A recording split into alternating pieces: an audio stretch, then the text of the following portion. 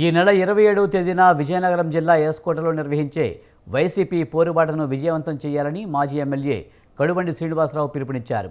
కూటమి ప్రభుత్వం ఎన్నికల్లో ఇచ్చిన హామీలను తుంగలోకి తొక్కి ప్రజలను మోసం చేసిందని విమర్శించారు.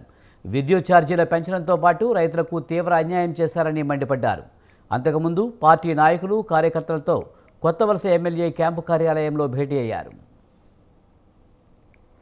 కూడా మర్చిపోయి ఈరోజు పరిపాలన చేస్తూ ఉంటే ప్రజలందరూ కూడా ఏమేమైతే సూపర్ 6 పథకాల ద్వారా మేలు పొందుదామని అనుకున్నారో అందులో ఏ ఒక్క పథకం కూడా అందుకోలేని పరిస్థితిలో వాళ్ళు ఉండడం వల్ల ఈరోజు ప్రతిపక్షం బాధ్యతగా జగన్మోహన్ రెడ్డి గారి ప్రజల తరఫున ఉద్యమాలు చేయాలని, ముందు అవేర్నెస్ తీసుకురావాలని, ప్రభుత్వాన్ని ఈ హామీలన్నీ నెరవేర్చమని అడుగుతూ అప్పటికీ కూడా నెరవేర్చకపోతే ఖచ్చితంగా ఉద్యమాలు చేస్తామని ఒక పిలుపునిచ్చారు. మొన్న 13వ తారీఖు డిసెంబర్ 13వ తారీఖున రైతుల తరపున ఒక కార్యక్రమం చేసాం. రేపు 27వ తారీఖున కరెంటు ఛార్జీలు పెంచడం సరిగా అవసరమైతే తగ్గిస్తామన్న చంద్రబాబు నాయుడు ఈరోజు మళ్ళీ పెంచడం జరిగింది.